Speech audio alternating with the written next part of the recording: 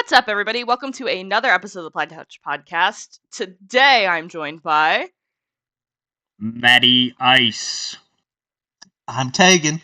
and I'm Jaylene. Tegan, you gotta quit doing that in the intros. What? And I normally don't catch it until I'm editing. You're always making some face. It's like you're making a mockery of this podcast. This is serious shit. I'm making the podcast. This is really important stuff we talk about here. If this podcast was serious, I'd peace out. You'd see me fade off in the distance. And don't call me Shirley. Honestly.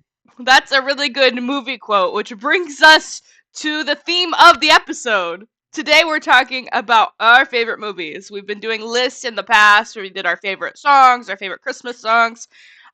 Wait. Today... Tegan stuck. No, I'm not. Oh! Fuck, that got me good.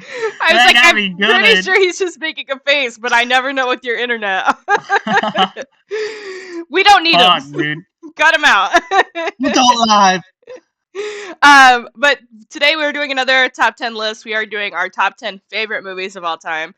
And we're going to start with our favorites and then work our way down to 10. That way, no one can steal like our favorite movie. And we also have some honorable mentions, so if one of ours gets picked, we have backups, and I'm sure we'll mention that. So we'll start off. I'll go first because I said so. And I just want to preface this by saying I gave myself a rule because I tend to hyperfixate on certain things, aka No, Marvel. And not you, Jaylene. And like there were too many Marvel movies that I watched too much, so I let myself have one per franchise and one per director, or else all my list would just be Steven Spielberg and MCU movies, and that's no fun. So just to preface that, people are gonna be like, "Oh, she likes Marvel. She's missing all these Marvel movies." That's why. And I also based my list based on if I think it just stands the test of time and how much I rewatch it. There are movies that maybe are better than what's on my list, but these are ones that I go back to constantly. So that no one roast me in the comments. I know something about film. Not a lot, but enough. So I'm going to start off right out the bat. Should be a surprise to nobody. My favorite movie of all time is Jurassic Park from 1993. The Ask Me Anything would have you think otherwise.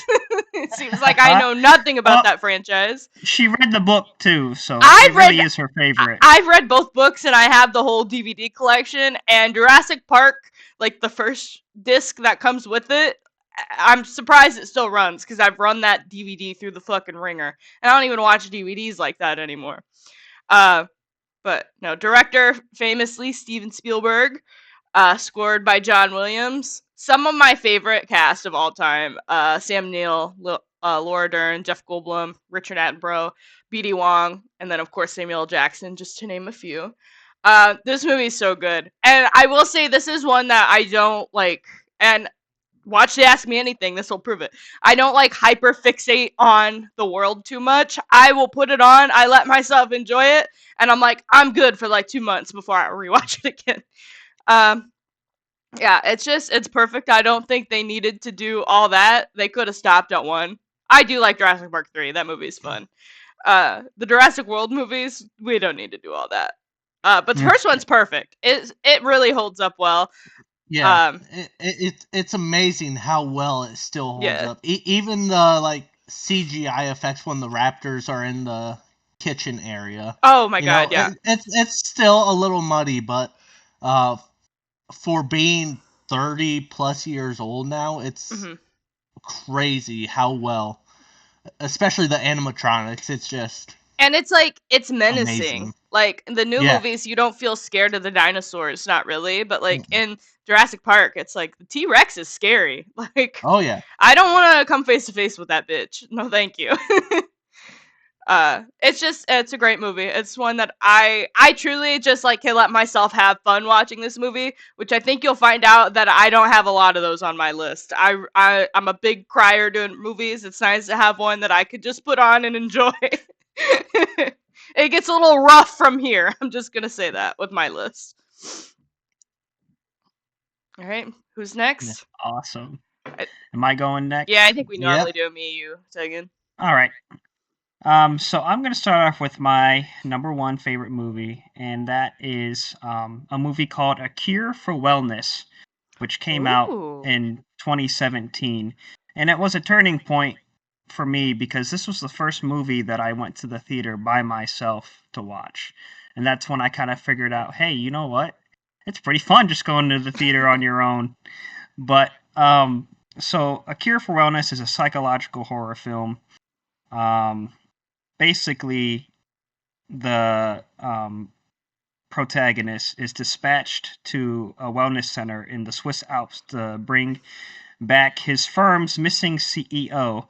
And then, as he's going through the wellness center, he uncovers all the dark secrets that are going on behind the scenes at this center, which includes draining the life from the wealthy to achieve unnatural longevity, ultimately making others immortal.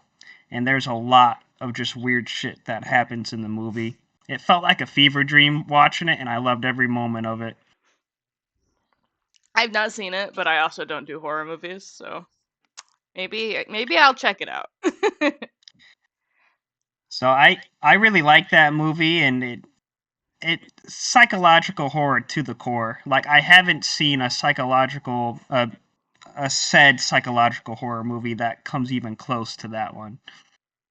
Yeah. Psychological horror movies are very hit or miss for me because some try to get like too smart, and then it either A makes the audience feel dumb or they look dumb trying to outsmart themselves with things. So I'll have to check that one out. I haven't watched A Cure for Wellness. The one more thing, another thing I really like about it is it's so in the first part of the movie, obviously it's kind of like modern times, but the moment he goes to the Swiss Alps to that wellness center, it becomes almost like Gothic Victorian all of a sudden. So it almost switches eras in the middle of the movie, which I think it's just awesome. Awesome. All right. So, like you guys, I'm picking my favorite movies. There are movies where I'm like, this is a great movie. This is probably the best movie I've ever seen, but it's not in my top 10 because it's just like, it's good for what it is. I prefer movies I can just kind of like watch and enjoy. Spoilers, Saving Private Ryan's not on my list because that one just kind of drains you with how, like, Jaylene, you were talking about emotional. That one's just like, you're like, holy shit. Schindler's List is another one by Spielberg where you're just like, that is such a good movie, but I hurt to the core watching that. Put it on my list. I'll take all the ones, the Soul Crushers. I'll take them. But my favorite movie of all time is Raiders of the Lost Ark, the first Indiana Jones movie. I No know way. it's shocking. Shocking. It's not like we just had an Ask Me Anything not too long ago. Yeah, that Ask Me Anything did also inspire this too. It's just a great movie. It's very fast paced. Like I always forget like how fast paced the movie is because they are jumping from area to area, and then even when they get to Cairo, they're not there that long. You know, spoiler alerts for this movie: Marion dies like around the halfway point, and you're like, "Holy shit! Yeah. Oh shit! I just spit everywhere. I clicked on the mic. Oh On the mic. He's salivating over the movie. He loves it that much. I watched that and I'm like, no shot, that just happened. Do you want me to cut that out? I don't care. Jaylene, that is not the most embarrassing thing I've done on this channel. All right, Well, my ass cheeks have been on this channel how many times? To be fair, you're not the first one to spit on the podcast. And it wasn't directly on my mic. So. Yeah, and at least you're in the comfort. You're not. At least you're in the comfort of your own home too. You're not sandwiched between two other members of the channel. Yeah. All right. But Tegan, continue. It's just a great movie, and it is the movie that got me so interested and involved in movies growing up and wanting to pursue that as a passion. So it will always hold a special place in my heart. It's just a fun movie. It's really Yeah. good. It's still the only Indiana Jones movie I've ever seen. I'll watch that and I'm like, this is great. And then I get to Temple of Doom, and every time I've tried to watch Temple of Doom, I fall asleep. And it's like, it just feels Yeah. so different. Like, Temple of Doom's a great laundry movie. Last Crusade is probably the best one, but I just get so much enjoyment from Raiders that yeah, it's peak. it is really good. One of Spielberg's best. I'll say it. I'll be brave. Someone had uh, to say it. Yeah, no one was saying it. I'm gonna take I'm doing this like it's a draft. We're not doing a draft. I gotta get out of that mindset. I'll take my I'll take my attacker. This Um, movie. my I'm gonna take my number 2 movie here. I gotta quit saying I'm gonna take. It's on my list. It's already there. My second favorite movie of all time. This is one. I was kind of exaggerating earlier when I said that mine are all soul crushers. I do have a lot of movies on here that make me cry, but it's because of my own personal attachment to them. This one, I have to plan when I'm going to watch it because I need like 2 days off after. It destroys me emotionally. I said on a prior podcast a while ago, I was explaining this movie to Maddie, and I think I called it a psychological horror, just like kind of bullshitting, but it's like it fucks with my brain. It's so good. I am taking La La Land, um, Oh. with Okay, starring I've Ryan heard of that. Gosling and Emma Stone. That movie, it ruins me every time. It is so good. I think that is just a perfect piece of cinema. I found that movie at a time where I was like, I only like Marvel movies and I like to have adventure in my movie. And then I watch that and they're singing and dancing and you think it's gonna be a good time. And then it's not. then they make you She's starting to tear up already. This- Yeah, Jaylene, pull yourself together, all right? We're professionals. This movie is Yeah. crazy. It was one This that guy who gleeked on himself. yeah. We have all kinds of fluids this podcast, whether it's spit or tears. Who knows? What's the next Matthew- fluid gonna be? Matthew, you gotta start bleeding. But no, this I don't want to give like this movie away for people who haven't seen it. If you haven't seen it, please go watch it. It is really good. It really I didn't know this is gonna sound really corny, but this movie came out in 2016. At this point in my life, I didn't know a lot about film, but I didn't know that like people were still making movies that felt like this in our time. I was like, oh, wait a minute, we're still making gas movies that can like change how people look at film. And this is kind of what you said about Raiders, but like this is what made me like want to watch more movies. It made me want to reach out because at this point I was starting to go back and watch like a lot of Spielberg's work. I was getting really into Tarantino. Of course, I had the Marvel movies. This made me be like, who are modern directors that I really want to check out and I really want to explore? Because clearly we can still make movies like this. It is just fantastic. I love the cinematography. The song and dance is good. It because it's supposed to feel a little corny is kind of the point, Yeah. and I think it It does pulls that. you in so it can break you. Yes, like at the beginning, it's this whole song and dance like on the highway, and everybody's getting out of their cars just singing it. And I'm like, and I was like, what the fuck is this movie? And it just balances that so well, and it lets itself be kind of gimmicky because that's kind of the point it's trying to get across. But this movie's fantastic. Like I said, I can't watch it very much because it is one. I hate to compare it to Avengers Endgame, but the emotional weight it has with me, it's one where it's like I can't just put this on and watch it. I've got to like make sure I don't have work the next day because it's gonna sit in my gut and like make me just. I can't do it, but it is really really good. I highly recommend it if you've not seen it. And I'm also, surprised that wasn't. oh, go ahead. I'm surprised that wasn't your first movie. I think a lot of it is just the rewatchability. I could put on Jurassic Park right now and just have a good time. I can't do that with this movie.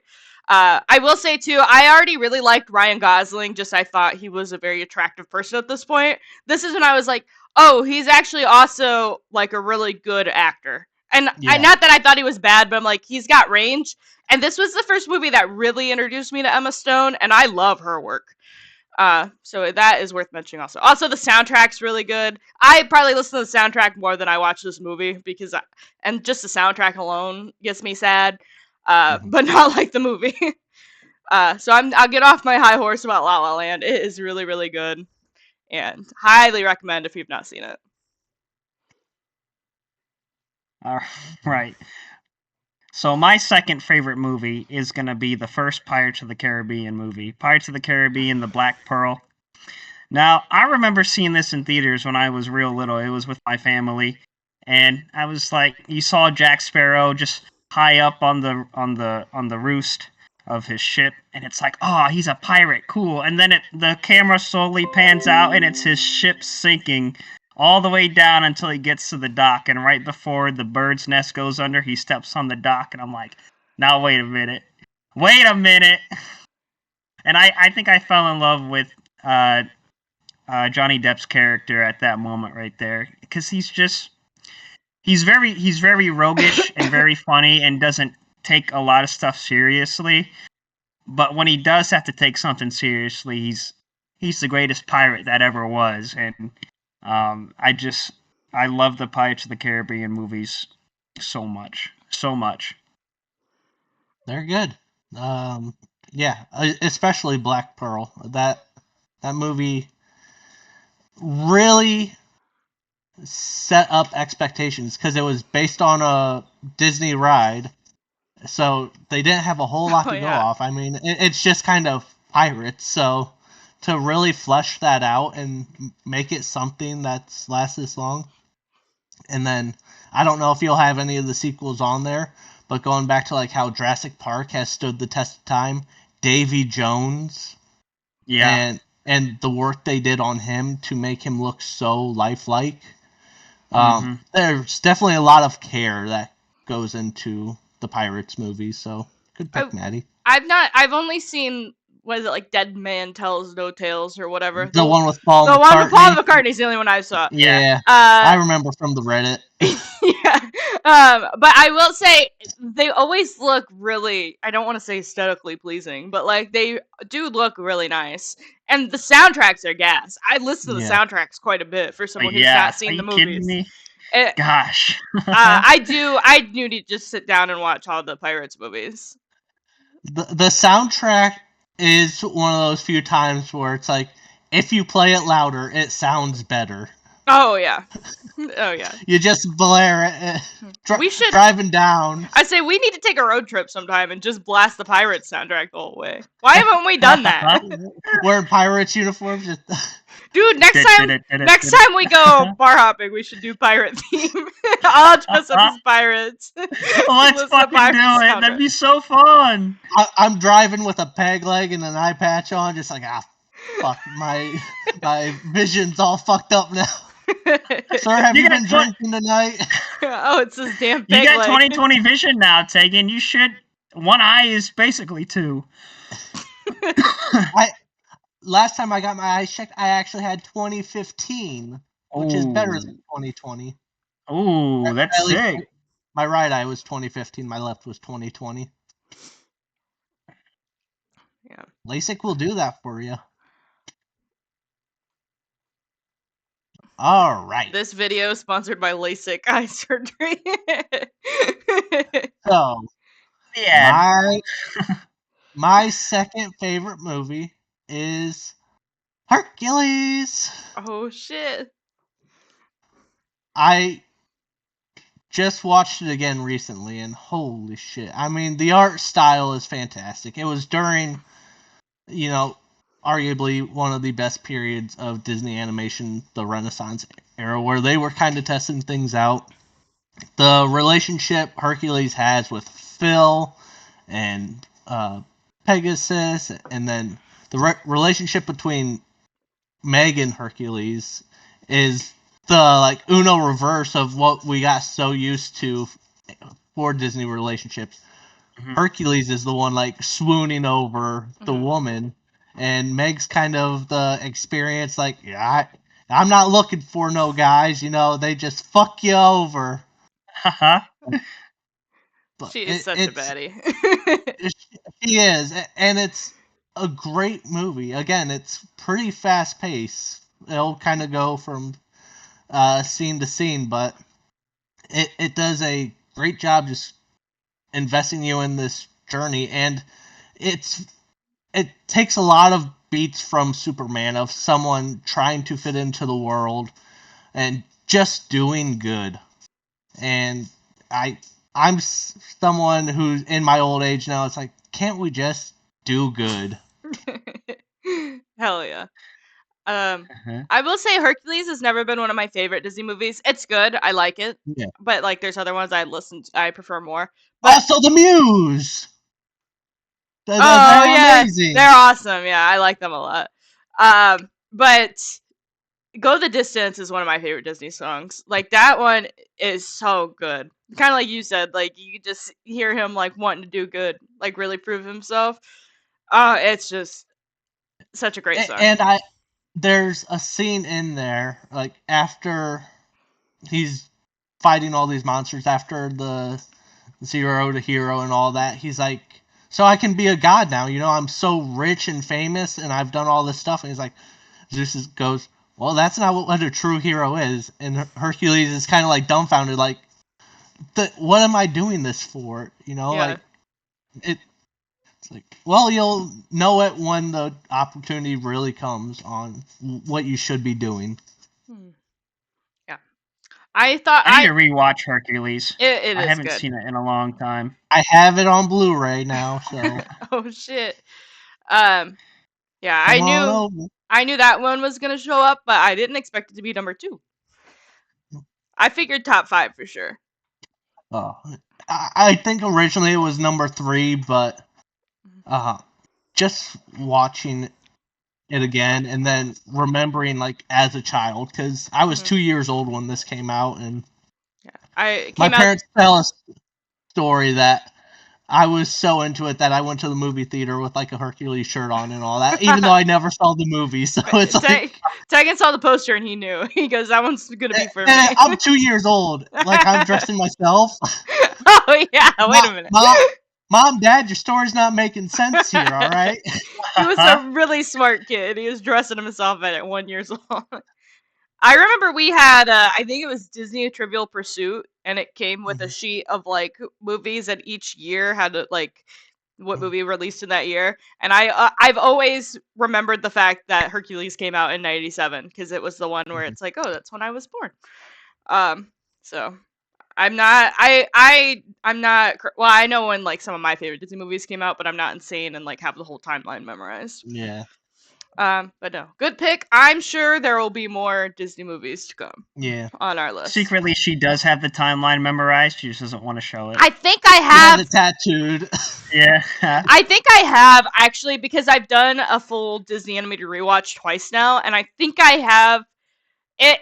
Like, I think I have a good grasp on what came out when. I just specific years and maybe not know. Yeah. But like, if you quizzed me, I feel like I would get a pretty good score just because I've watched through it.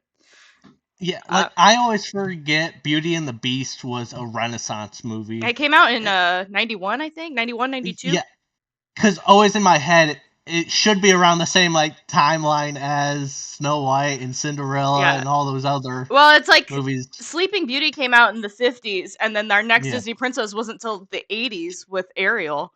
So they're like princess movies after Sleeping Beauty. They're like the princess movies don't work anymore. And then they were like, we're gonna do The Little Mermaid, and they're like, oh shit, they still work actually. Make more.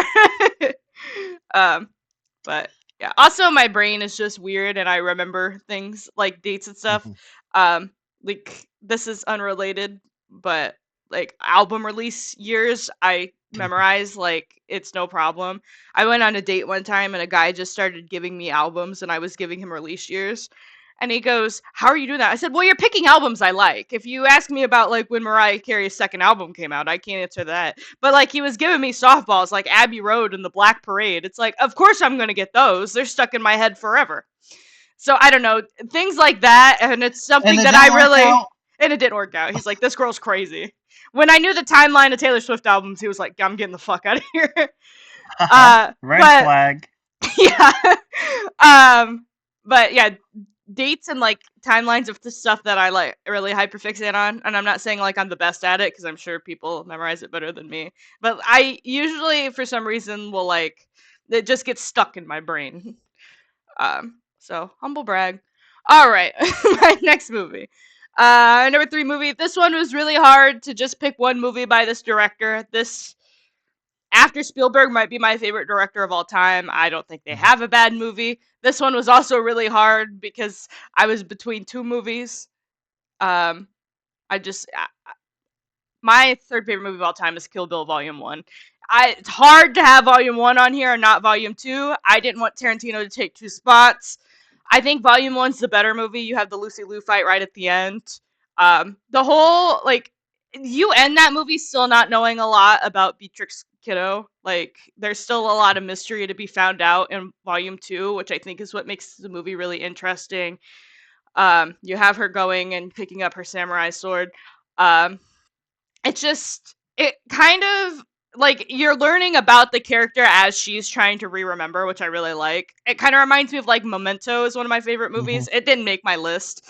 But like kind of for that same reason where you're like piecing together the plot with your main character, and I really like that aspect, and it makes it even more interesting on a rewatch because it's like, okay, now I understand the story. I understand what happened. Let me go back and pick up and like piece together what I missed when I was still trying to figure it out. And I think Kill Bill Volume 1 does that perfectly. And you don't know much about Uma Thurman's character, but you're still rooting for her, which I think is done really well. I don't know. I love a Tarantino movie. Sue me. He's made some of my favorite movies of all time. It was really, I mean, I knew Kill Bill was going to be my Tarantino slot for sure. But like it was really hard to not include other movies of his on my list because he's just done some great work. And say what you want about him as a person, I'm not going to get into that, but he knows how to make a good movie. And yeah, it's just very very very really good. I'm losing words now because it's just really good. Tarantino's really good at like creating a world and then just kind of throwing you into it, and you're like, oh, okay, I'm here now. I'm here for an hour and a half, and this is awesome. And there's blood and feet everywhere. Here's some feet for you. Yeah. Also, I've wanted a pussy wagon tattoo for the longest time, and I keep talking myself out of it because it's kind of trashy. But I want one so bad. It is a little bit trashy. I want a pussy wagon tattoo. I think that would be so. Where's it going? I kind of want. Where's it going? I kind of want to get it on my foot so I can cover it, like, because who ever sees my feet? And also, it would be the Chili's tattoo. And then also, would it be ironic if I had like a Kill Bill foot tattoo? I just think on your foot. Yeah. If I ever meet Tarantino, I'd get my dogs out and show him my pussy wagon tattoo. I think you'd lose it right there. I think you would. He'd be on the ground. He'd be on the ground. I would kill Quentin Tarantino because he wouldn't know how to act. He'd die on the spot. But yeah, this movie's really good. Also, Lucy Liu is fantastic in this movie. It's really well done. I love it so much. I will say the hardest thing though is my favorite scene in all the Kill Bill movies is the one when she punches her way out of the coffin when she's buried alive. That is in Volume 2. That was hard to leave off, but I wanted to mention it. I love that scene so much. Yeah. I love how you feel her panic and then just watching her compose herself because she's like, I gotta get out of this. Uma Thurman's acting in this is just so good. Oh my god. Yeah. And then the outfits, like the classic yellow outfit, the samurai sword. Oh my god, I'm gonna watch Kill Bill right after we get done recording. Iconic. Yeah. Oh my gosh. Kill Bill is really good. If you've not seen Kill Bill, please go watch it. It's so good. I have a story with that movie. So this was a long time ago when I was maybe, I don't know, 9 or 10, and we had family over at the house. So it was my mom, my dad, my aunt, and my uncle, and my cousin. My cousin was over, and we were playing with each other. And I went to the kitchen to get something, and they were watching Kill Bill, and I'm like 9 years old, like kind of peeking because I know I'm not supposed to watch it, and I'm like, man, this is pretty neat. So I hide myself on a chair that's underneath the kitchen table, and I'm like watching it. And then I fell asleep for some reason, and I woke up because nobody knew where I was at for a second. And they're like, "What are you doing?" And I was like, "I wanted to watch the movie." I was a man So of taste. that was a core memory because I remember it was a real bloody scene, and then me being so young, it just kind of sticks with you a little bit. I love But Burguy's story of when he was flipping through channels and got to Kill Bill, and he decided not to watch it because he's like, it must be the end of the movie, and it was the kitchen fight scene. And I'm like, oh, it's right at the beginning. He has since watched Volume 1 and 2, Yeah. but yeah. It's a really good movie. I could talk about Kill Bill for hours, so let's move on. I figured we would get more in depth, like on our top 5, and then probably 6 through 10. We won't have as much to say. Yeah. So, just a preface for the viewers, we're not gonna probably get in depth with every movie. I'm looking at my list, and some of these I don't have quite as much to say. All right, Matthew, what's your third favorite movie of all time? Third favorite movie is the 2009 Sherlock Holmes movie, which has Robert Downey Jr. and Jude Law. Jude This Law's in movie- that? Yeah, he's Watson. I did not know that. I've not He's seen it. on the fucking poster. He's on the poster. I don't look at the poster hardly ever. So this movie was the first time where actors really stuck with me. Like you say a movie, oh yeah, Jude Law and Robert Downey Jr. are in that movie. Because I love this movie to death, and I love the way the two characters interact, because you have eccentric Sherlock Holmes, Robert Downey Jr. charm, where he just looks disheveled, but he's so fucking smart. He doesn't give a shit throughout the movie, and they're going after this dark arts practitioner. And Sherlock Holmes, he's like, nah, this is all tricks. There's no such thing as fucking magic. Are you kidding me? And he's going through it, and as this black magic like plot is going along, and all this weird shit happens that you're like, well, how did that happen? He figures it out, and he explains everything is scientifically, and one of my favorite kind of effects, which it's kind of overdone now with some of the TV shows, but some of my favorite effects in this movie was the fight scenes, where first Sherlock thinks about what he's gonna do, and he goes through it all just internally real quick, and then as this fight unfolds, you see him do all the moves he perfectly described he was gonna do, and the way they do the camera with like the slow motion and the impact, oh, it's so awesome. And it's just a movie where you feel like you're seeing things through the eyes of Sherlock Holmes. Like, everything's a little bit higher detail, everything is a little bit slower when all this action is happening, and it's just such a good movie. It's such a good movie. I love it to death. I love it to death. Why wouldn't Sherlock just use the nanotech during his fight scenes? This seems pretty it seems pretty obvious to me. Sorry. So he had Friday One of the to best help and him. worst things Oh, sorry. to come from the MCU is that nanotech. Yeah, I agree. We cannot get into that because I will go on for hours. But yeah. Yeah, I've not seen that movie. Got a cat on my door. Come on. I've not seen that movie. I probably should watch it sometime, but we'll see. I didn't know Jude Law was in it. That's my mistake. It's just RDJ is one of those people where it's hard for me to see him not as Iron Man. And that's my own problem. I gotta figure I that only see out. him as Dr. Doolittle.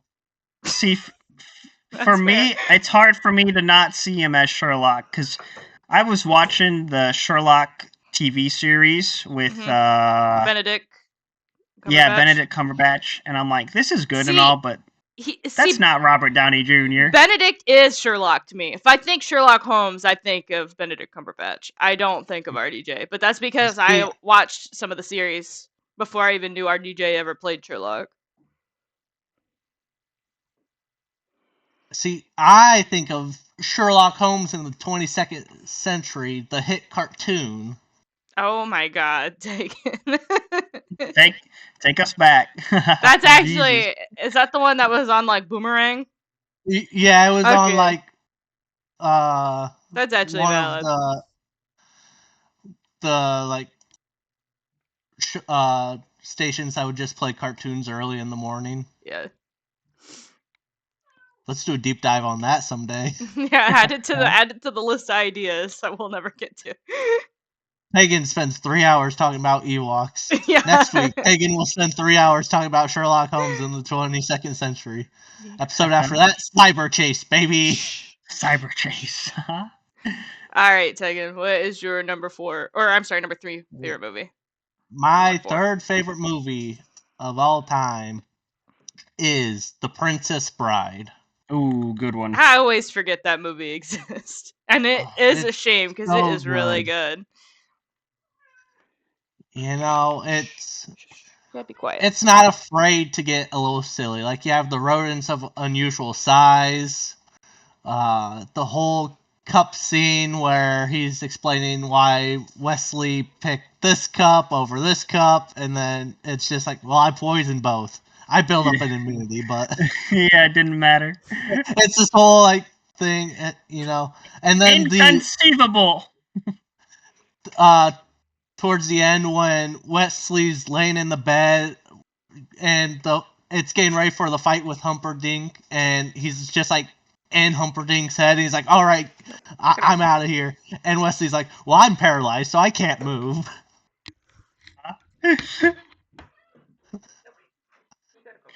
Princess Bride Buttercup, is so good. yeah, Princess Buttercup's great. The whole scene where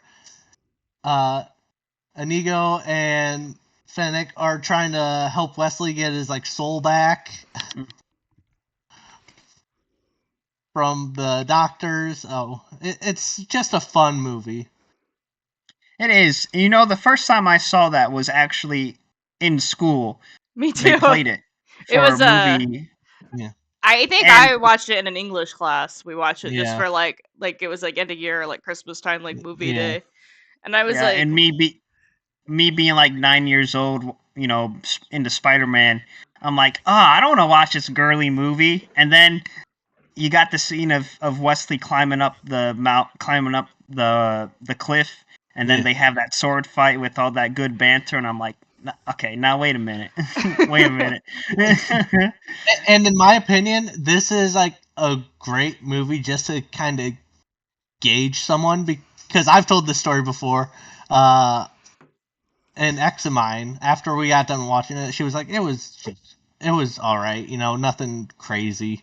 I went, all right, I'll remember that. This isn't gonna Tegan's work out. like, red flag, red flag. It's like when a guy tells me he doesn't like Marvel movies. I was like, oh, this isn't gonna work out. Princess Bride, I saw like kind of late because, like Matthew, I saw it in school. I was in probably high school the first time I watched Princess Bride, and like it's one of my grandpa's favorite movies. My brothers always really liked it, and I was just like, oh, it's probably not for me. And I watched it. I'm like, okay, it's good. It is better. It's got a little of everything. Yeah, it really does. It's a good movie. It's like a good crowd pleasing movie. It's like if you don't find something that you like in Princess Bride, that's a you problem. That's got nothing to do with the movie. I will say I was never a fan of the scene where Iago like holds his sword up and he's like, "Guide me, Father," and he just fucking falls over to hit a tree, and I'm like, no fucking way, no way. See, I like that scene. Oh man, it's just a fun movie. Yeah, that's a good pick. Like I said, I always forget that movie exists. So you said it, and I was like, oh yeah, I should have guessed that was gonna be on your list. Yeah, you all forgot it. Like I said, that's a me problem. I knew you were gonna have it, so I didn't put it on. Yeah. All right, I'm gonna get into my number 4 movie here. This movie is pretty divisive. I've learned recently. a lot of people don't fuck with this movie, which I thought was really weird because I think it's fantastic. I'm gonna go with Scott Pilgrim versus the World from 2010. This movie is Okay. so gas. Michael Cera is awesome in this movie. I like Michael Cera because he's kind of cool in this movie, but he's still dorky Michael Cera. It works so well. The soundtrack's great. The cast is great. We get some early like Brie Larson, Chris Evans, Aubrey Plaza's in this movie, Anna Damn. Kendrick. Just a lot of people that we'll see in the next few years. It's really good. It's got some really great moments. One of my favorite scenes in all of cinema is, "Hey, is Scott home?" And then he jumps out the window. He just left. It is just a good time. I've seen. Yep. I always try about like my favorite YouTube channel is Hive Mind. They have a whole series where they go back and rewatch old movies and like talk about them in modern context. And they did a review of Scott Pilgrim vs. the World. I'm like, they're chill dudes. They'll like it. They dogged on this movie. They did not like it. And I get it. It's kind of misogynistic. It's got like things. Jaylene's all right with that. I'm not all right with it, but it's like it kind of makes fun of those tropes. And it kind of like the movie is very self-aware and ironic. I think that's what I took away from it. But I get why somebody wouldn't like it. But I can't watch this movie and not enjoy every single second of it. It is so good. It's quippy. It's fun. I just and everything that I love and cherish about the 2010s, I can find in Scott Pilgrim vs. the World.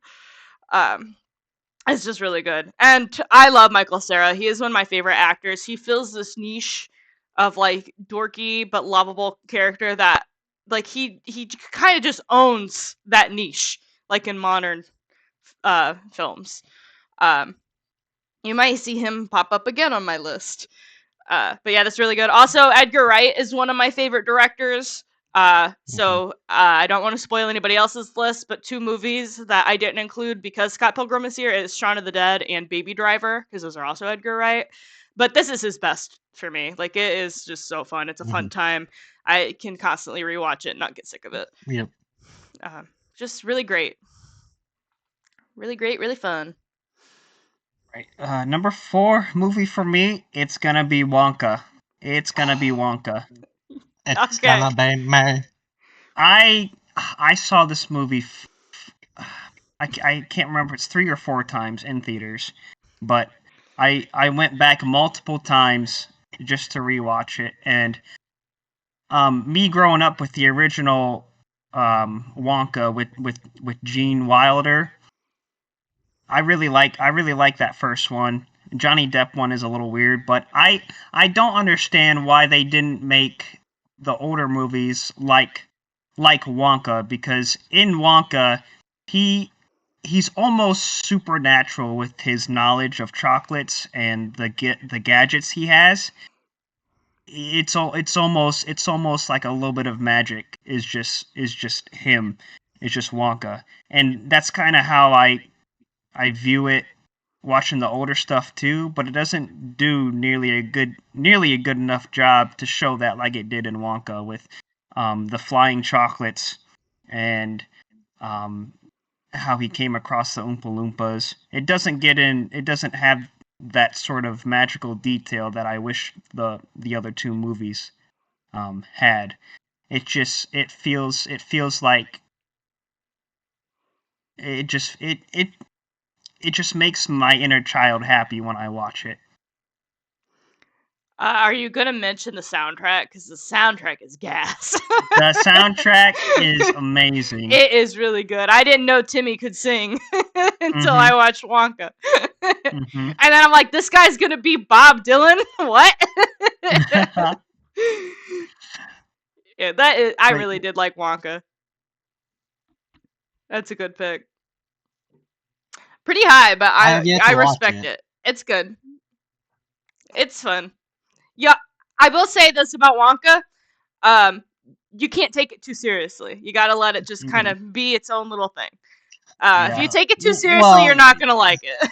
Yeah, knowing it's based on Willy Wonka, I wasn't gonna go, this better be I know some people up like there with the...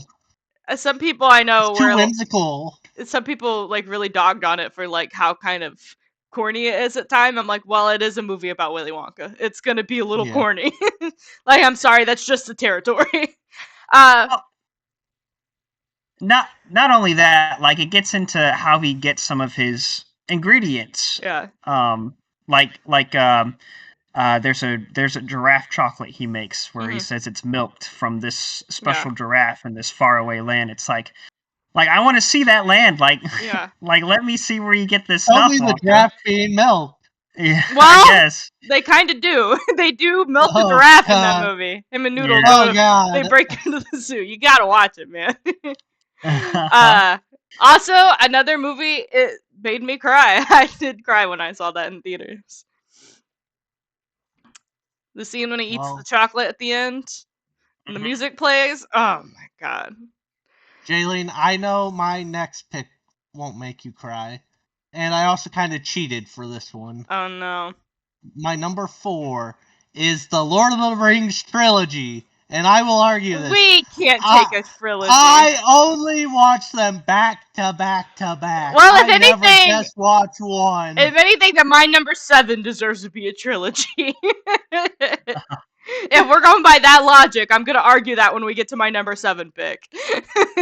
Unless somebody I'm fine takes it with it. first. Okay. Alright, I'll allow it. I've not seen Lord of the Rings, any of them. I know that's a I mean- crime. And it's just like a continuous story where some will Yeah. like stop and it's like, okay, that's its own movie. It pretty much just goes and then yeah. Can I switch my number 3 to be Kill Bill Volumes 1 and 2? If we're I'll going by that allow it. logic. Okay. My number 3, Cause yeah. yeah, it You literally have to watch picks both up, back right? back Yeah. to back. Okay, thank you. I can include the coffin scene. Continue. But it's such a good fantasy movie, and sure, it's like 9-10 hours long, but it just flows so well. It's amazing visually. Each character has their moment to kind of shine and step up, which is great. Even the little hobbits, Merry and Pippin, they kind of go do their own thing, but they have their moment to shine. It's just a great series. And there's no trilogy after that. No prequel trilogy whatsoever. And just end after those movies. Okay. Lord of the Rings has been on my watch list forever. I have a hard time getting into movie like series anymore. Like I have too many that I already got to rewatch how many times throughout the year. I can't add another one, but I do really need to watch Lord of the Rings. I Matthew, do we'll have to. to set up a day where we're like, hey, let's all hang out. And it's like, oh, what time do you want to hang out? 9 a.m. Honestly, that would be Jaylene fun. gets here and I just hit play. It's That like, would haha. I would be down for that, the whole Lord of the Rings day. I would kind of fuck with that. I don't want to piss Tegan off, but really my first Lord of the Rings movie that I remember actually like sitting down and liking a lot was The Hobbit when it came out. Oh no.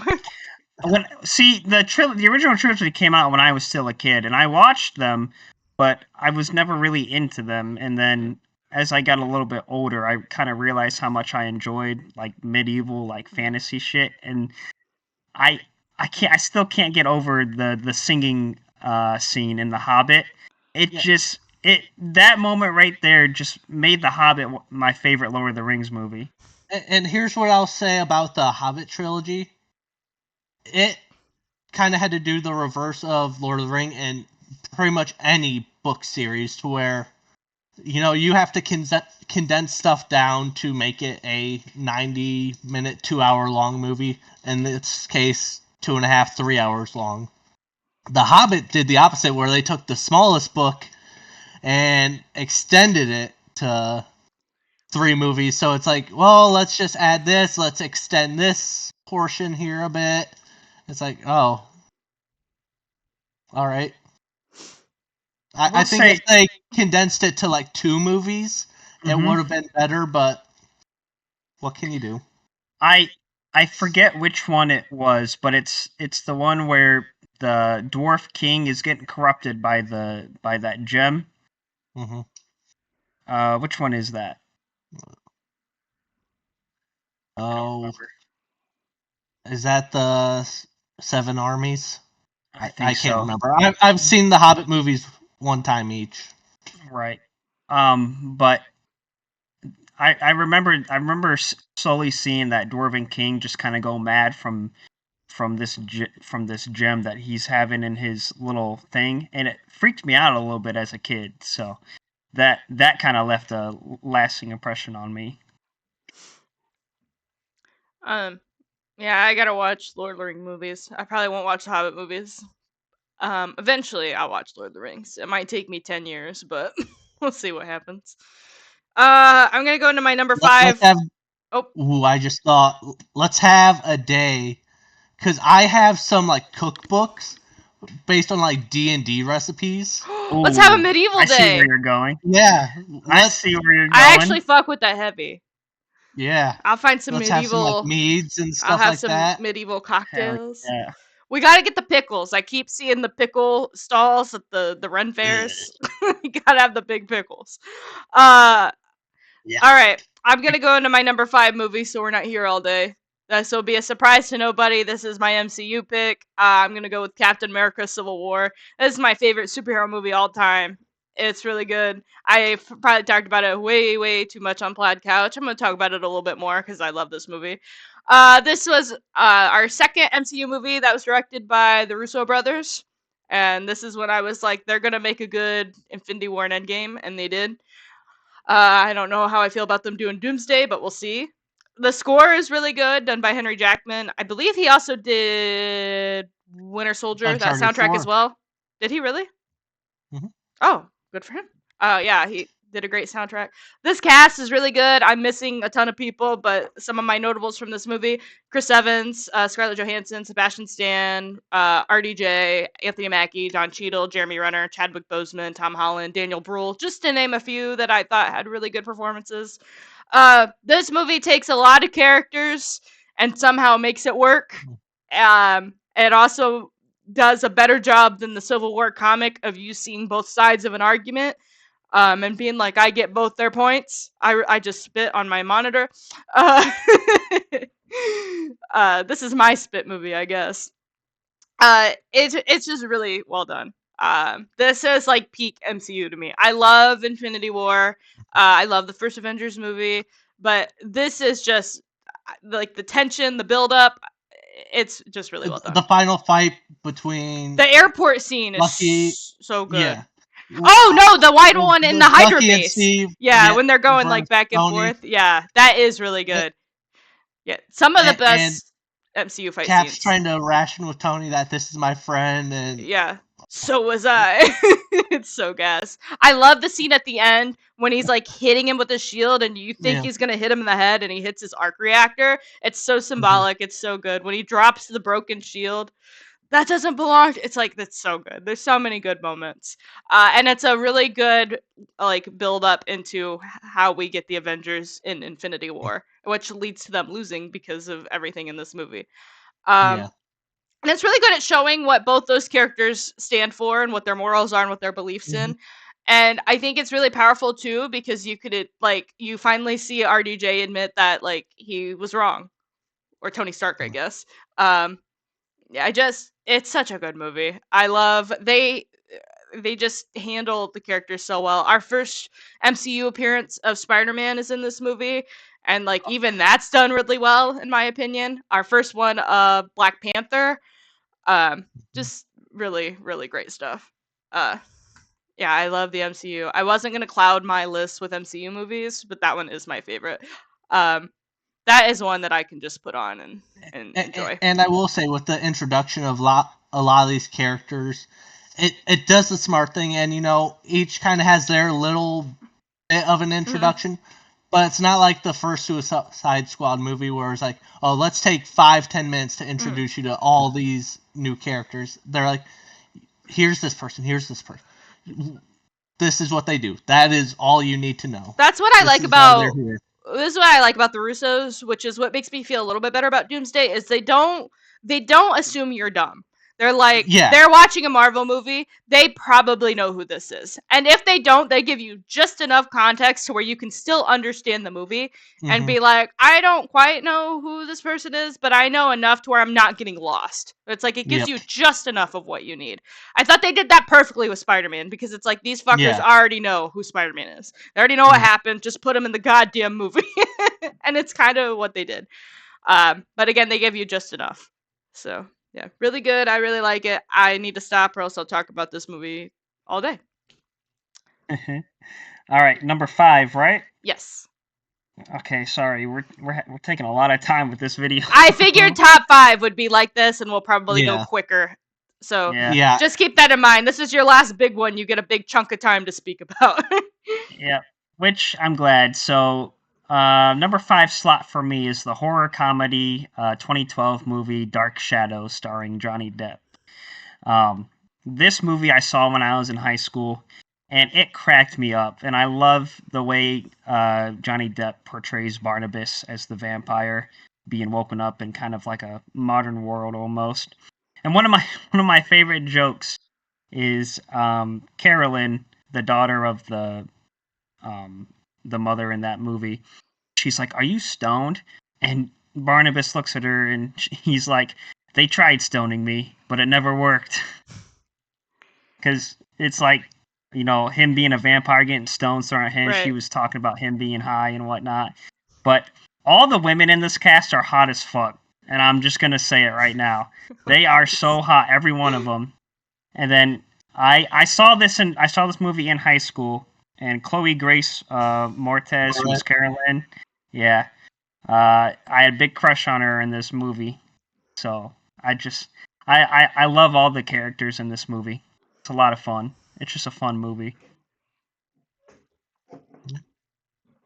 I've not seen it. I have to check it out. All right. Tegan, number 5. Number 5. Star Wars Episode 5, Empire Strikes Back. You fucker. I knew somebody would take that. That's okay, I got a backup. Honestly, it was between that and Revenge of the Sith. Really? Okay. I think I watched Revenge of the Sith more, but this is the one time where it's just like Empire Strikes Back is just so good when I do watch it. That's peak Star Wars to me. It doesn't get better than Empire. Mm-hmm. Yeah, it's just so good. No notes. Mm-hmm. Yeah, really good. No Ewoks though, so yeah, I'm surprised Jedi didn't make your list for that reason. No Wicket. Yeah, I'm sure we'll see another Star Wars movie. I had Empire on my list, but I knew making my list is I'm putting Empire here, and I'm gonna have to switch it out. Yeah. Yeah. Good pick. I knew if Burguy was here, he likes New Hope more. Burguy, last time I talked to him about Star Wars, he said that he puts New Hope as his favorite Star Wars movie. He goes, and his reasoning, it goes, the feeling I get from that scene when Luke's looking out and it's the two sons, he goes, I don't get that from any other Star Wars movie. And I get that. Which is fair. And I get that, but Empire is so gas. Literally, like, you take that one scene compared to all of Empire, I'm taking Empire. It's a better movie. Yeah. Like, you get thrown into the Hoth battle. Oh my god, it's so good. The soundtrack's great. Yeah. The cast is great. And I feel like they let Mark Hamill be more of like a traditional Luke Skywalker in this. I get why he is the way he is in A New Hope, but like we start seeing like what Luke will become. Yeah. And it's a good progression from Episode 4. But I was gonna go to Tashi's station. Shut the fuck up, you whiny bitch. I actually am a big defender of Luke in that movie. I really am. Great pick. Yeah. We'll talk more about Star Wars. All right. We're gonna go a little bit quicker now. We got all our big picks out of the way. These are all movies we love too, but we cannot be here all day. Number 6, I'm going to take my first Disney movie. I'm going to take Treasure Planet from 2002. This movie, I'll say it is so underrated. The story is great. The animation hasn't aged the best because they did a mix of like 2D animation and CGI. Yeah. I like it for that reason. I think it like makes it really interesting, and just you don't get a lot of movies like this. The cast is great. The score is really great. This is another movie that makes me cry every single time I watch it. And Yeah, if you've not seen Treasure Planet and you are a big fan of like classic Disney movies, this is like you have to watch this. It is so good. That's all I'll say about it because I know I've talked up Treasure Planet before. It is just really good. It's a shame that it doesn't get more attention, in my opinion. All right. All right. So number 6. Mhm. I've got Django Unchained. Ooh. Yes. Gosh, that movie's so awesome. It is It never really That gets was good. on my old. list.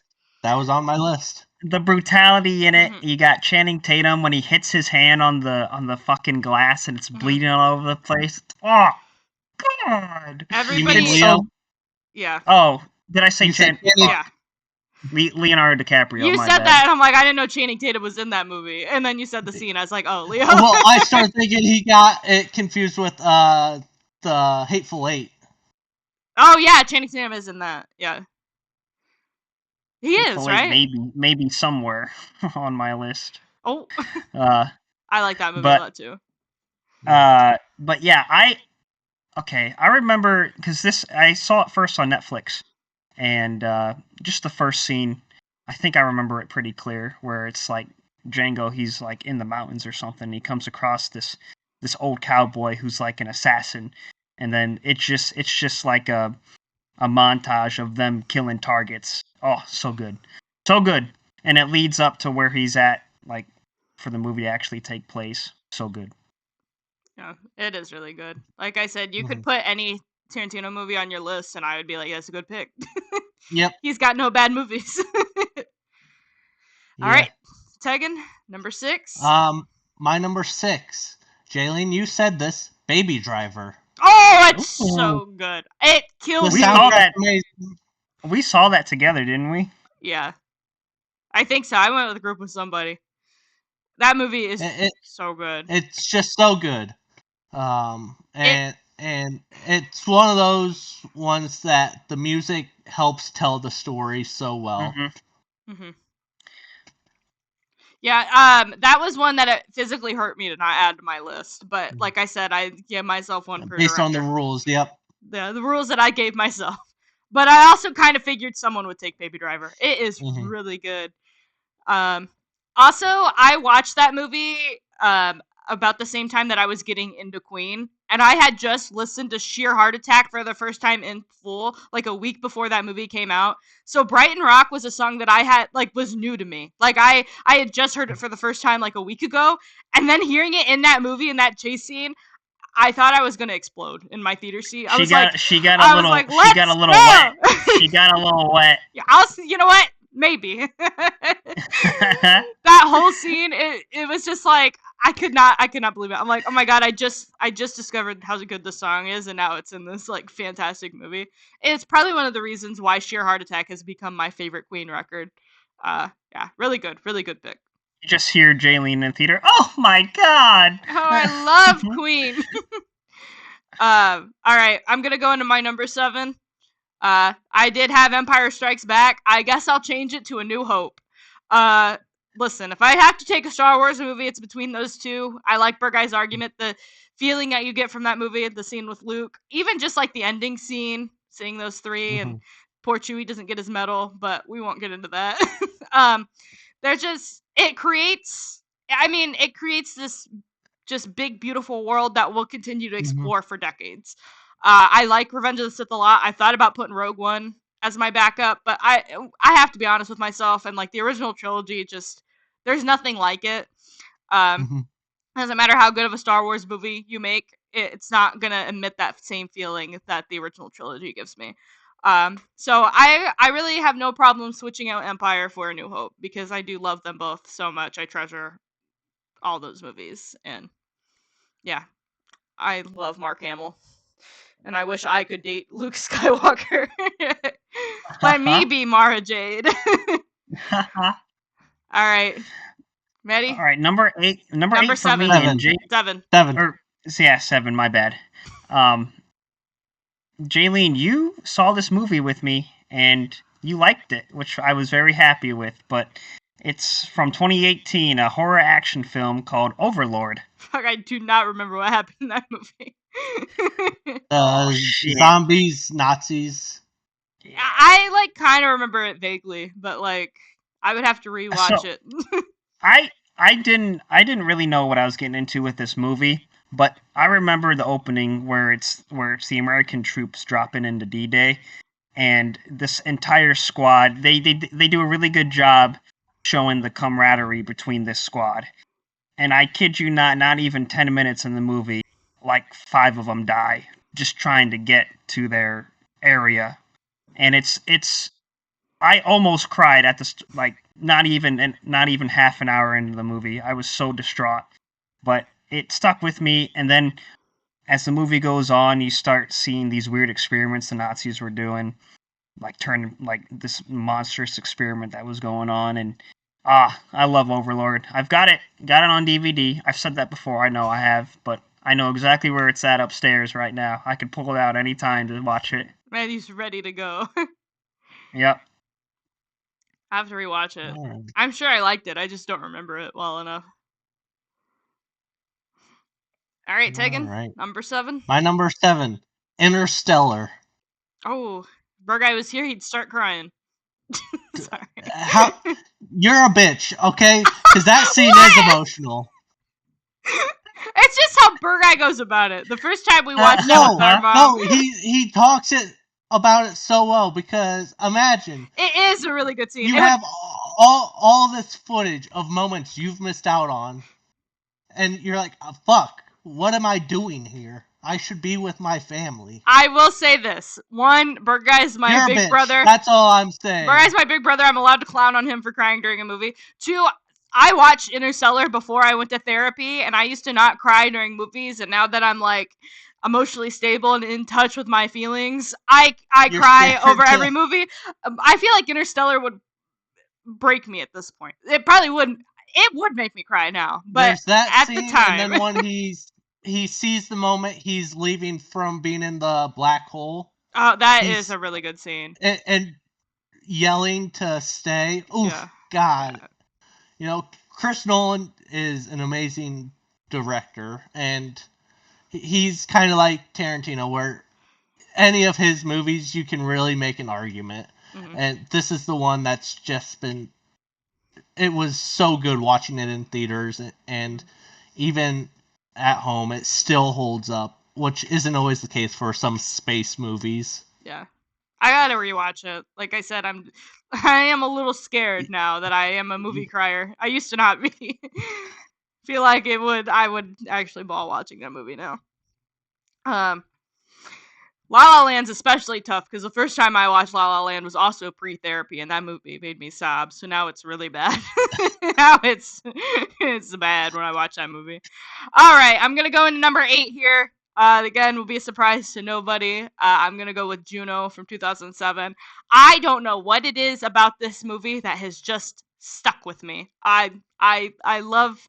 I hate to say the quirkiness, but I think it works for this movie and other movies I would probably make fun of like for this style, but I don't know. I love it. I love the soundtrack. It's a perfect storm. It just everything is done so well in my opinion. I think it tells like a really beautiful story. In a kind of a not so perfect way is probably the way I would describe it. The cast is also phenomenal in this. Some of my favorite actors: Elliot Page, Michael Cera, Jennifer Garner, Jason Bateman, Allison Janney. J.K. Simmons is fantastic in this. It's just really well done. It's also really jarring because I found this movie when I was in high school, and watching it as like a 15-year-old girl and then like as an adult woman is like really drastically different, and I think a lot of that is just like how well done the writing and the script is, that they sort of make you have a different perspective on it as you get older, like how Jason Bateman's character interacts with Juno. Like I look at it completely differently now, and I just think that's because it's really good writing. I get why people don't like this movie. I will always love this movie. It makes me cry every time I watch it, and this was my introduction to Michael Cera. So I have to give it its flowers for that, because I will literally watch anything that man is in.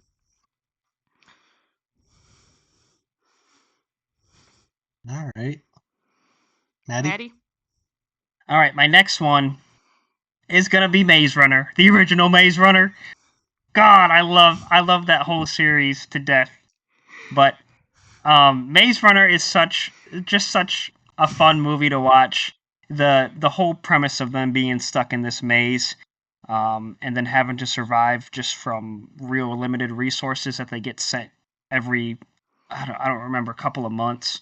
They have to forage for stuff in this little wooded area that they have to like let things grow for a while or they run out. And then you got the looming presence of the maze just every night. You can hear it move around and this giant like scorpion thing that comes and gets them sometimes. Oh my god, it's like a mix of sci-fi and like sci-fi and uh gosh, what's the other word? Adventure? Yeah, well, sci-fi and survival. Like dire like if they don't if everyone doesn't do their job in the maze, like they're going to struggle for a while. And the Maze Runner was kind of funny because before the Maze Runner came out, my fashion was more based on supernatural. I got in my flannels and whatnot. And then when the Maze Runner come out, I swapped over to a bunch of Henleys and stuff that I still wear today. And just I just love the outfits. The outfits are great. They're so simple, but they make the characters look badass. And just the way Thomas just kind of grows into the Maze family and becomes friends with everyone. Such a good movie. Such a good movie. I have not watched them yet because I got burnt out from Hunger Games Mockingjay Part 1 and 2. Those movies piss me off so much. I'd not watched the Mockingjay movies. Part 1, you can skip, because Part 2 is basically a recap and then continues into the actual story. I just don't understand why they did, like, I mean, I get why they did two movies, but it's like, Mockingjay is only one book, and Mockingjay, in my opinion, is the weakest of the trilogy, just in the books. It's a shame, too, and, like, say what you want about, like, those kind of movies at that time, but, like, Catching Fire is a really good movie to me. Like, yeah. And even the first Hunger Games I thought was really well done. Yeah. And I just, on principle, I've not watched Mockingjay Part 1 and 2. Piss me off. Yeah. I also, Matthew, I'm still mad at you from when we were in high school and the day after I think it was our one homecoming dance. I don't remember which one, but you drugged me to go see the Scorch Trials in theaters. You drugged her. Yeah, I did. Yeah. I forced her. And it was like at 10 a.m., like, viewing of it the day after a school dance. And I didn't want to fucking go. And Matthew's like, it's going to be good. And, like, it was pretty mid. And I had not seen the first Maze Runner. I'll tell you what. I don't remember Scorch Trials as much as I remember the first one. Well, I hope you at least had a good time, because I remember being fucking pissed. I'm like, I do not want to go see this movie the day after Homecoming. And I'm like, but we'll probably go to an afternoon, whatever. And he's like, yep, we'll go at 10 a.m. And I'm like, the fuck? What? Why? But, fuck, I went. So I'll always hate the Maze Runner for that reason, and it's your fucking fault. Alright, I'm gonna go into number 9 here. No, it's my number 8. You bitch. Didn't you trying say to skip yours? Me? No. Oh shit, I'm sorry. We were on Maze Runner. For some reason I was thinking you took a Hunger Games movie, which doesn't make any sense. No, fuck that. You're right, she is a bitch. Goddamn. I'm picking a good movie. Robin Hood Men in Tights. At I thought good one. Is great. Yeah, you have Spaceballs, Blazing Saddles, Young Frankenstein, but Robin Hood Men in Tights is the one that sticks out to me because it's such a good parody, but it sticks out on its own. Yes, it does. I thought you picked Catching Fire. Bitch, you can go now. Oh my god. Alright. Piss me off. I didn't do it on purpose. Fuck. This would be the last podcast episode ever because apparently we can't work together anymore. I'm gonna go with my number 9 pick. I'm going back in time. Way back in time here, and I'm gonna take Cinderella from 1950. Trash pick. How does it feel? Fuck you, dude. Listen, you gotta appreciate for what it was, the time it was made. The rewatchability for me. I was once a little girl. I was once a little 7-year-old girl who was obsessed with princesses, and Cinderella was always my favorite. This movie is just so whimsical. It reminds me of a simpler time when I could just focus on just being a girl. It's Hey, fun. I you love the can story. scrub the floors anytime you want, bitch. I'm gonna fucking kill you. Oh my god. Cinderella's so kind. I love the mice characters. The soundtrack's great. And I just wanted to be Cinderella so bad when I was a kid. And I just But grew now up. you're the evil stepmother. I was just gonna say I grew up to be one of the evil stepsisters. You bitch. I think I definitely give Drusilla vibes if I were to guess. That's not a real name. Drusilla, it's Anastasia and Drusilla. Yeah, I watched the movie. I watched the movie every year on my birthday. We were all being so supportive until we got to Cinderella. Fuck me, I guess. No, one you tried to skip me. I didn't do it on purpose. Oh my god. Matthew, what's your number 9 pick? My number 9, and I've talked about this one before. It's gonna be the 2006 Pan's Labyrinth. So it's a Spanish movie that has the English in text. So you're gonna have to fucking read it. So fucking bad. Or learn a different language. Learn Spanish. Yeah, but Pan's Labyrinth gives off like it's almost like a dark version of Alice in Wonderland, and just a lot of cool ass creature designs and cool fairy designs, and just like it's like walking through a dream watching it. It's awesome. Guillermo del Toro does a great job setting up that world. Mm-hmm. He did another movie that has Tom Hiddleston in it that I feel like you would fuck with heavy, Maddie. What's it called? Crimson Peak. Oh, I've heard of that. I haven't seen it, though. It was pretty good. Yeah, I watched it just because it had Tom Hiddleston in it, and I was like, it's pretty good. Gotcha. So I think the first and only one of his movies I watched. So it's a little creepy and a little weird, but yeah, I like it. Pan's Labyrinth I have not seen, but I heard it's really good. Mm-hmm. All right, Tegan, what is your number 9 pick? You could take the Hunger Games here. Trying to skip me now? You could take the Hunger Games here if you want. I will take Casino Royale, the first of the newer James Bond movies.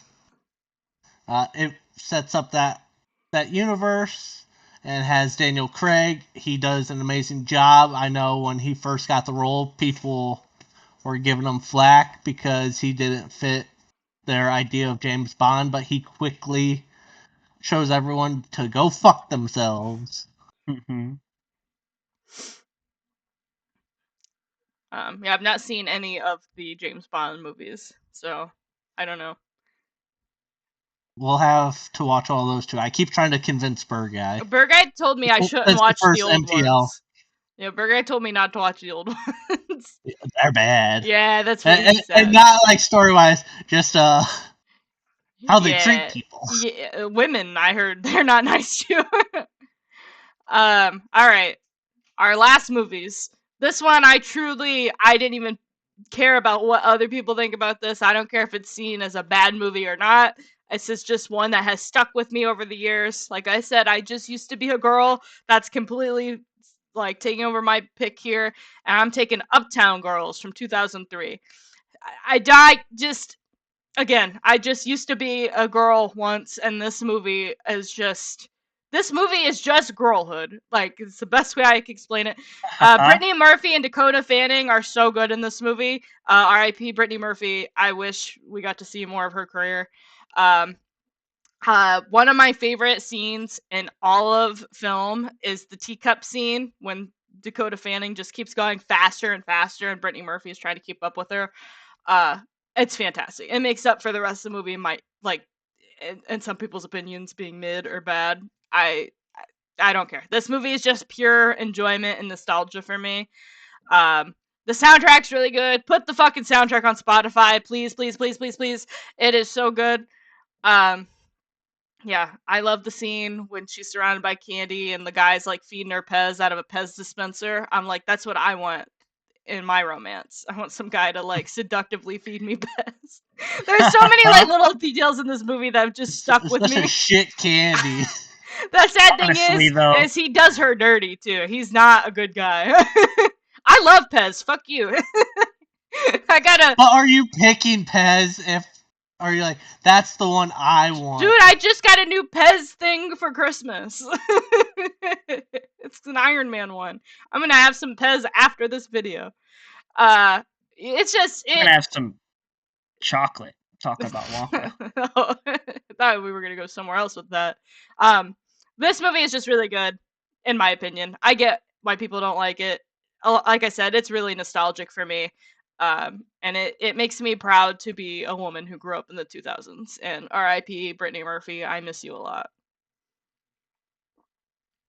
That's all I have to say about Uptown Girls. I might watch it just to see just if you know ball or not, Jaylene. I'll admit it's probably my worst movie. According to IMDb, it was like my worst rated movie on my list. I think it's got a 5.6 on IMDb, which isn't terrible, but Right. So I mentioned Hateful Eight, but there's another movie that I think I should put on there, and of course it's going to be a Star Wars movie, and probably the worst one, but it's Star Wars episode. It's Star Wars Episode 3. Oh, that movie's great. Yeah, it was. Yeah, It was between that and Empire for me. yeah, I like that movie better than Jedi. I remember seeing that movie in theater, and I watched it so many times over and over again. The beginning of the scene where Obi-Wan and Anakin are just straight up having a battle in space, it just puts you right into the action. And then they crash into the Star Destroyer Yeah.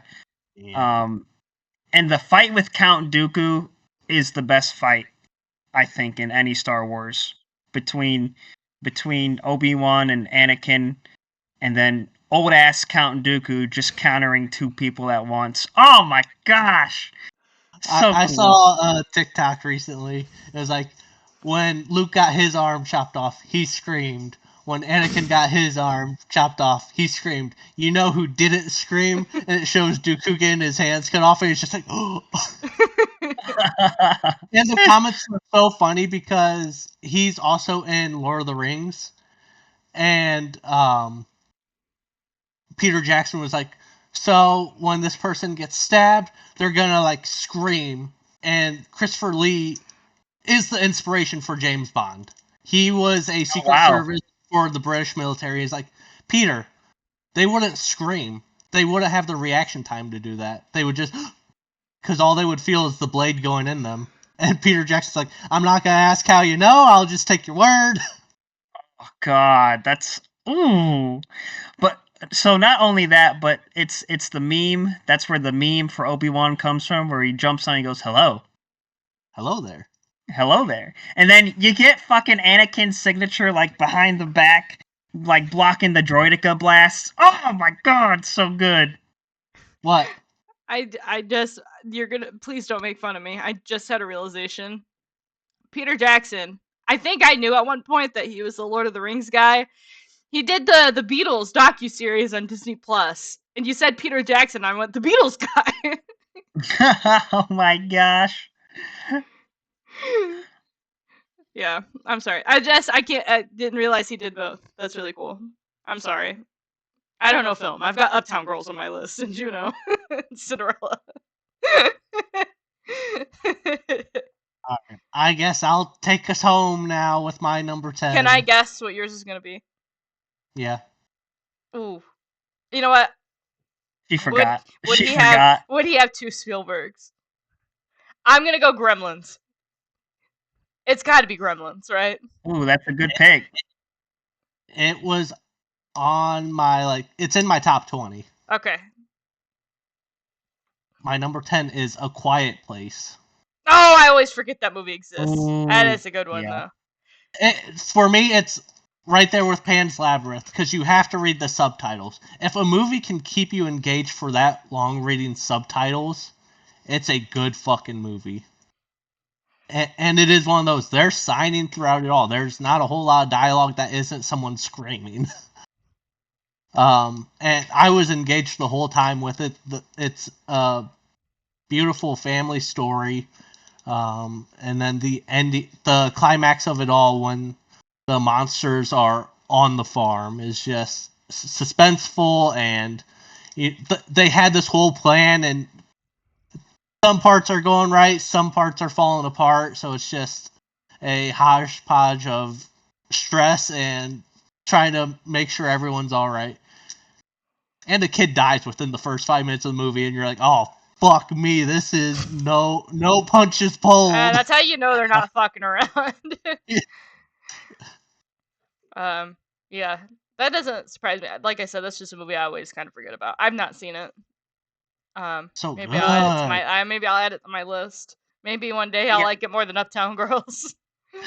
Honorable mentions. We'll do honorable mentions off camera because this podcast is already pretty long. Okay. But let us know in the comments what your top 10 favorite movies are. We'll probably do this one again. We could probably do 10 more. Let us know what other top 10 lists you want. We could do TV shows, foods, candies. Pez is my number one, obviously. Just let us know what you want to see. We'll do whatever you tell us within reason. We will see you next time. Bye. See ya. Bye, everybody.